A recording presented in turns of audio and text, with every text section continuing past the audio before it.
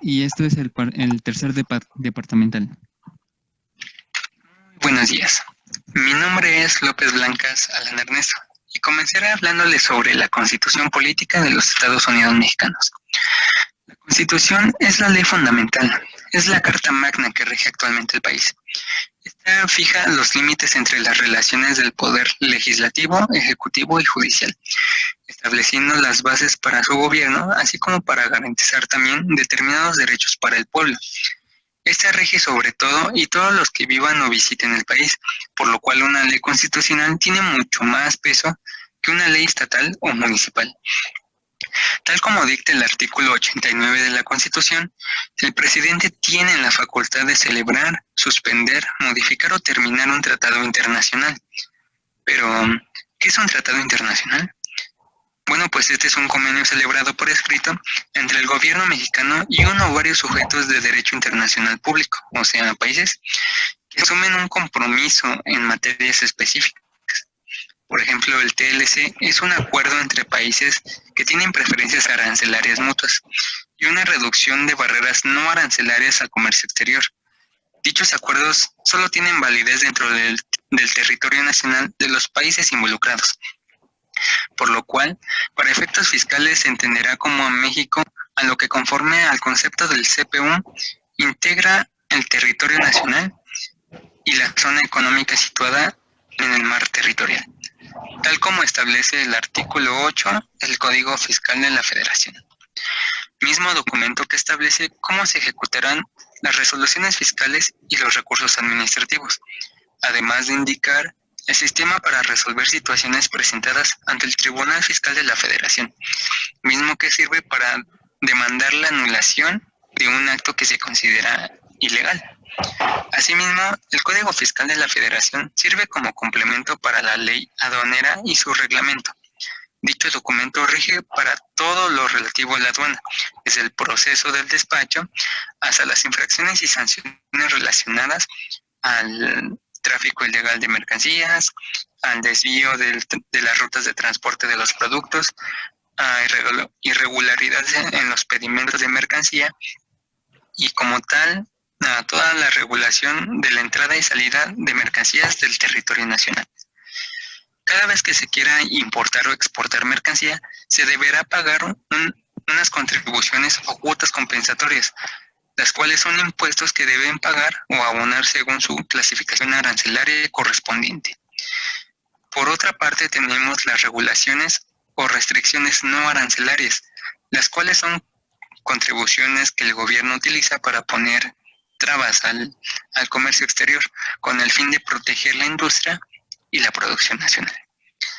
Esto último de proteger la industria nacional se ve mejor reflejado en la Ley de Comercio Exterior, cuya función principal es regular y promover el comercio exterior, incrementando así la competitividad de la economía nacional.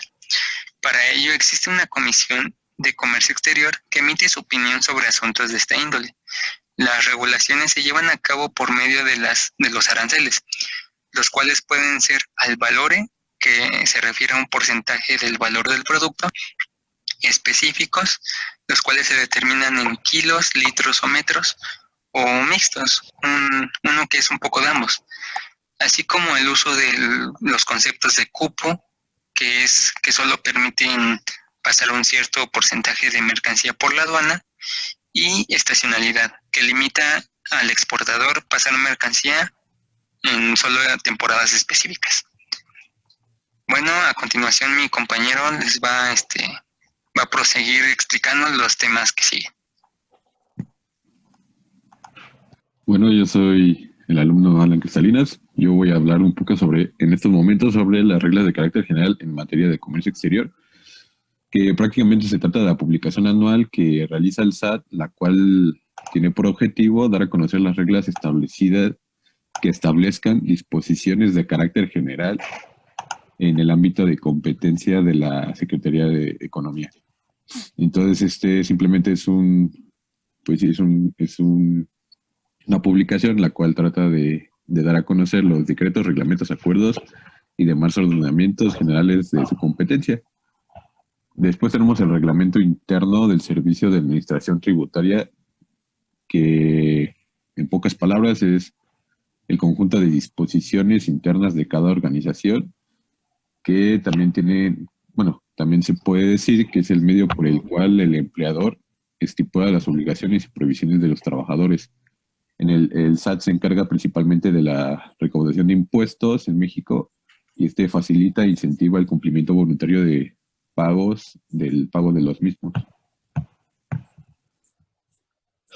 Entonces, ahora procediendo un poquito sobre la función de la historia de la función de la aduana, sabemos que la aduana existía desde los pueblos antiguos y esto era para poder dar como prioridad, dar seguimiento al comercio de cada ciudad con la finalidad de controlar la entrada y salida de mercancía, así como recaudación de fondos. La idea proteccionista, que fue uno de los principales movimientos o de los ideales, aparece poco después de la constitución de los grandes estados como medio destinado a aumentar la riqueza y el poder de un país.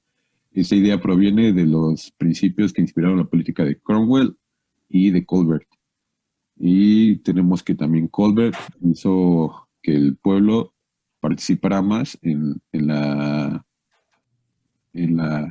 economía del país, que se dejara un tanto lo individual y empezara más lo colectivo. Tenemos que los tipos de aduana en México, o los tipos de aduana que existen, son aduanas fronterizas, que existen 19 en la frontera norte y 2 en la frontera sur del país. Estas son las aduanas que se establecen entre las colindaciones de un país con otro, para el paso de las mercancías. También tenemos aduanas marítimas, que existen 17 aduanas marítimas. Estas se encuentran en las colindaciones con agua, ya sea tanto el Golfo como el Pacífico. Hay 17.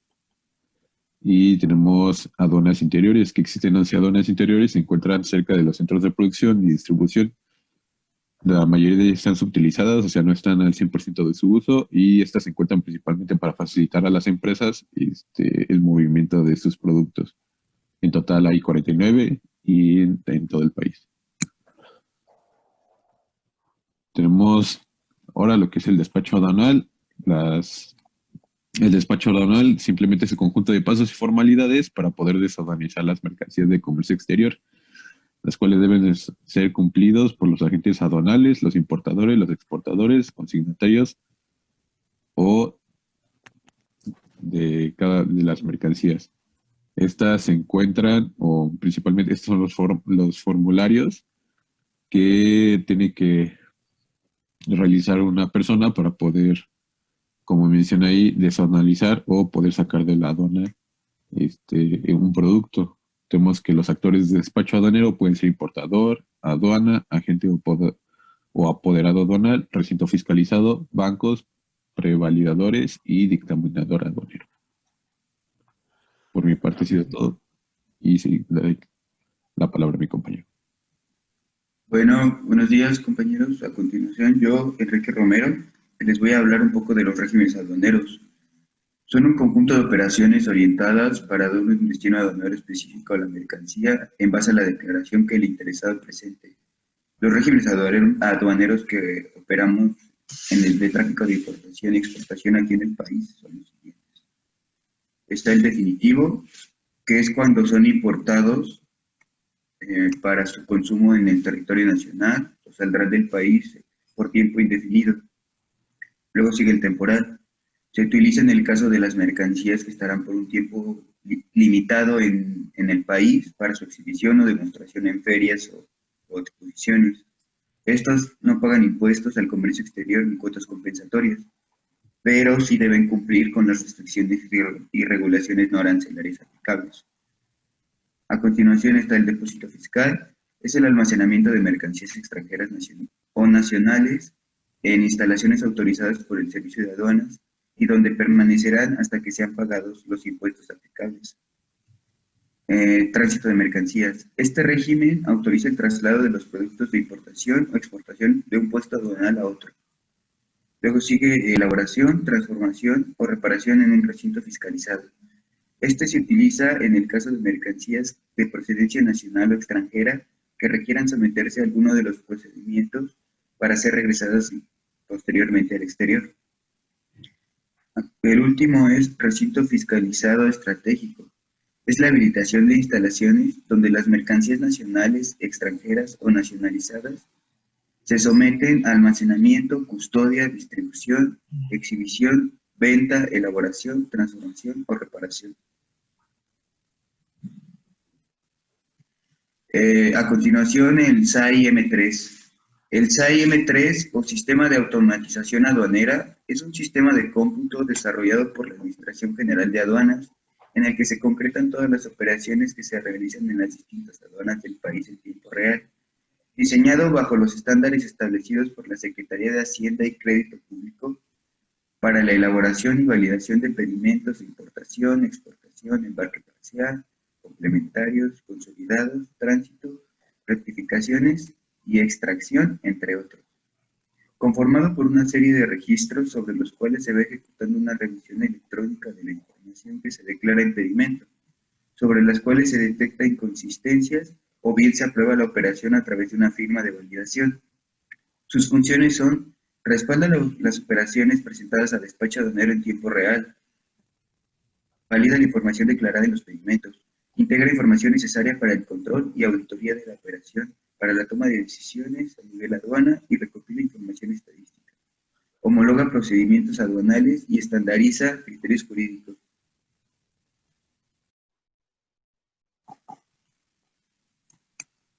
A continuación, pedimento y documentos anexos.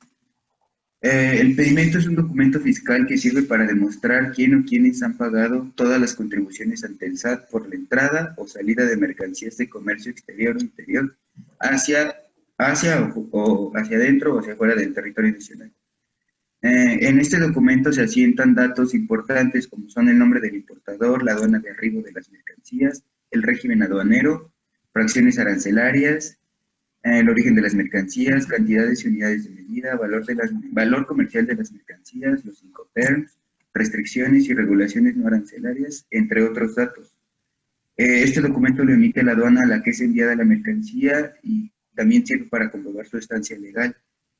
Los documentos anexos al pedimento son la factura comercial, los documentos que comprueben el cumplimiento de las regulaciones y restricciones no arancelarias, comprobación del origen y procedencia de las mercancías, documento en el que consta la garantía otorgada mediante el depósito de cuenta bancaria, la información que permite la identificación y análisis y control de las mercancías, el certificado de peso, volumen, obviamente expedido por la empresa certificadora autorizada por la Secretaría, y tratándose del despacho de mercancías a granel en aduanas de tráfico marítimo, los casos que establezca el reglamento.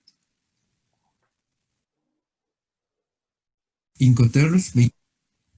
¿Qué son los Incoterms? Los Incoterms son un conjunto de términos de 3 letras. Son de aceptación voluntaria entre el comprador y el vendedor en el comercio internacional. Concretamente, estos describen aspectos concisos para mejorar la interpretación de los contratos de compra y venta, al igual que evitar los malos entendidos entre las partes involucradas. Estos involucran en qué momento y lugar se produce la transferencia de riesgos sobre la mercancía del vendedor al comprador, el lugar donde se entrega la mercancía, quién contrata y paga los gastos de transporte y seguro, qué documentación tiene que tramitar cada una de las partes.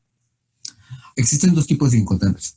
En el primer tipo tenemos en los Incoterms según la responsabilidad del vendedor y en el segundo tipo tenemos los Incoterms según el modo de transporte.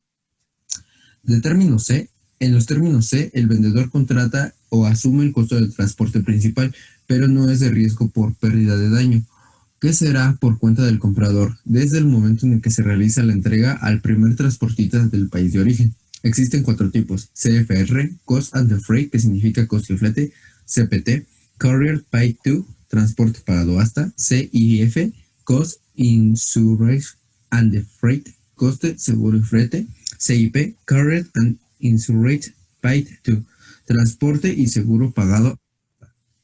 De términos D. En estos, el vendedor asume la responsabilidad soportando los gastos y riesgos que lleva la mercancía al punto del destino convenido. Son los únicos términos en los que la entrega del vendedor al comprador se realiza en el destino.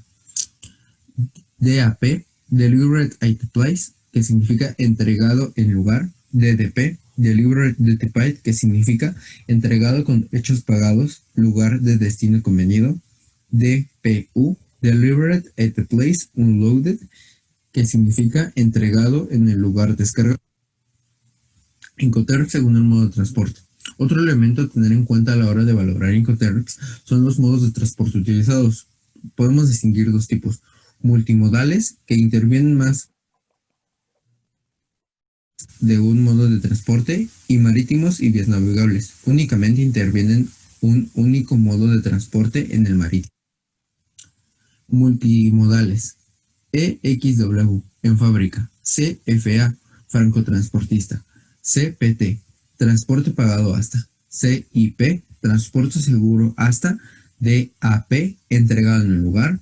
DPU, entregado en un lugar descargado. Y DDP, entregado con derechos pagados. Marítimos y vías navegables. FAS, franco al costado del buque. CFR, costo y flete. FOB, franco a bordo. CIF, costo, seguro y flete. ¿Cuál es la forma correcta de reflejar un Incoterms en un contrato de compra-venta? Cuando ya hayamos negociado en qué Incoterms utilizar, se indicará el Incoterms con la versión en la que hayamos pactado, las condiciones de compra y venta, junto con el lugar geográfico convenido para la entrega de las mercancías. He aquí un ejemplo. Ahora vamos con los actores de la aduana. Funciones del agente aduanal, apoderado legal, dictaminador aduanal y representante legal. El agente aduanal es el encargado del despacho aduanero, no es un servidor público y es responsable jurídicamente y fiscalmente ante las autoridades y ante sus clientes. Es responsable del pago de los impuestos del comercio. Es responsable del uso de los candados para el transporte de las mercancías, de su firma plasmada en los pedimentos y las clasificaciones arancelarias en el régimen que se determine cada mercancía. El apoderado legal. El apoderado legal es una persona a la cual los importadores otorgan poder para llevar a cabo exportaciones de comercio exterior. Sus funciones son las mismas que las del agente aduanal, pero con la diferencia que solamente puede realizar trámites de comercio exterior en representaciones de la persona física o moral a quien dependa y por lo cual fue autorizado. El dictaminador aduanal es la persona autorizada por la SHCP para practicar el segundo reconocimiento de las aduanas. El representante legal son aquellas personas físicas con autorización legal y que a cargo de una empresa o cliente podrán transmitir pedimentos de importación o exportación sin utilizar una figura del agente aduanal. En este caso de sus funciones, estas personas físicas o morales promoverán un despacho de las mercancías sin la intervención del agente aduanal. Tendrán la obligación de realizar el despacho aduanero y estos deberán acreditarse ante el servicio de la administración tributaria y deberán reunir ciertos requisitos. Bueno, por mi parte es todo. Yo fui Bruno Franco Romero y ahora vamos a pasar con mi compañero Enrique Rodríguez otra vez. A ver, a continuación yo les voy a hablar un poco de lo que es clasificación arancelaria y fracción arancelaria. Es un proceso que consiste en asignar un código numérico creado por la Organización Mundial de Aduanas a las mercancías. Su objetivo es identificar las mercancías que se importan y exportan para fijar impuestos, obligaciones y derechos. En México, la LIGE toma en cuenta la clasificación arancelaria. Cada producto se identifica con 8 dígitos o números específicos. Los 2 primeros números son para reconocer el capítulo al que pertenecen las mercancías dentro del sistema, armonizando la designación y codificación de mercancías. Los números 3 y 4 son para la partida arancelaria.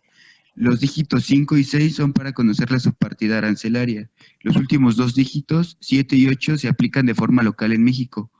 Y muchas empresas y organizaciones, ya sean públicas o privadas, que estén involucradas en los procesos de exportación e importación, utilizan estos números para reconocer claramente cada producto durante las declaraciones aduaneras.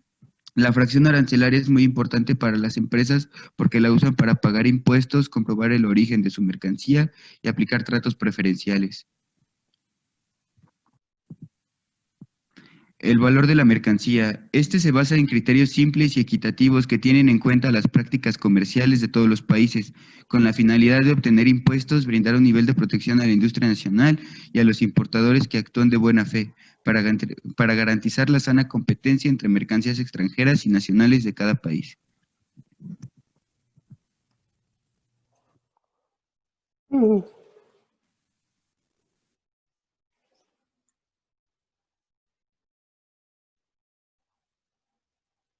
A continuación, sigo yo, Arturo Pluma, y voy a dar el resumen ejecutivo de lo que es la LIGE. Adelante, por favor. Bueno, tenemos que nuestra tarifa arancelaria está basada en la nomenclatura del sistema armonizado que implementado por la OMA, la Organización Mundial de Aduanas, y aquí tenemos un pequeño ejemplo de la fracción arancelaria y también cómo se divide o cómo se conforma la LIGE con 22 secciones, 98 capítulos, 1.231 partidas, 5.212 subpartidas y 12.498 fracciones. Aquí sigue, por favor. Luego tenemos que la Ley General de Impuestos de Importación y Exportación contiene 2 artículos. El primero de es la tarifa, y aquí se establecen las cuotas de importación y exportación. En esto vamos a tener los capítulos, las partidas, las subpartidas y las fracciones arancelarias. También encontramos las notas aclaratorias y las notas explicativas. En el segundo artículo tenemos las reglas generales y las complementarias. En las generales vamos a encontrar observaciones de naturaleza obligatoria para cuando hay incertidumbre o imprecisión en la clasificación arancelaria de las mercancías. Y en las complementarias se mencionan observancias respecto a las subpartidas y la clasificación arancelaria, así como también las unidades de medida, sus magnitudes y abreviaturas. Los capítulos relativos a los textiles con los que están en la LIGE, tenemos que es la sección 11, que es materiales textiles y sus manufacturas. Aquí vamos a encontrar todo lo relacionado a telas, hilos, y vamos a encontrar las nomenclaturas y los impuestos de importación y exportación que tienen cada uno. Principalmente encontramos esta clasificación en esta sección, aunque en otras secciones también tenemos cosas relativas a los textiles como pigmentos, materiales para su engomado, materiales para sus tratamientos. Entonces, si bien aquí hay materiales textiles y sus manufacturas, en otras secciones también podemos encontrar temas relacionados.